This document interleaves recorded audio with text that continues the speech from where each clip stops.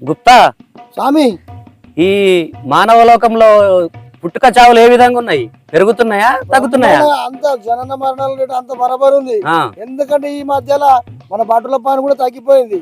ఆహా, ఎందుకంటే ఈ పొద్దు మానవులు అందరూ ఏం చేస్తున్నారు తెలుసా? ఆ, 3 కోట్ల తాగితే 6 యాక్సిడెంట్లు, ఆ, 6 యాక్సిడెంట్లు అయితే 12 మంది మృత్యు.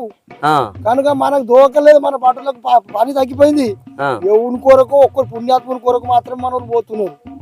ఆ, గుప్తా ఆ. ఈ పాపి యొక్క పూర్తి చిట్టాన విప్పు. ఎన్ని పుణ్యాలు చేసిండు, ఎన్ని పాపాలు చేసిండు, అసలు ఈయన జీవిత చరిత్ర ఏంది ఆ. పూర్తిగా నెట్ లో సెర్చ్ చేసి చూడు. ఇప్పుడు అర్జున్ స్వామి దాంట్లో ఏమున్నది? గూగుల్ సెర్చ్ చేస్తే మొత్తం మనది చూడు. అప్డేట్. యమధర్మరాజా, ఆ, ఈడు పండిత పుత్రుడు. ఆ, వీడి తండ్రి మహా గొప్ప పండితుడే. అవునా? ఆ పండితుడు కొడుకుడు, ఆ, కానీ పరమ మూర్ఖుడు. ఈయనకి లేనటువంటి వ్యసనాలు లేవు, ఆ, అన్ని దుర్వ్యసనాలే. ఉమ్, మద్యపానము, ఉమ్, జూదము, వ్యభిచారము, ఆ, ఒక్క వ్యసనం అనేది స్వామి. సర్వగుణ సంపన్నుడు.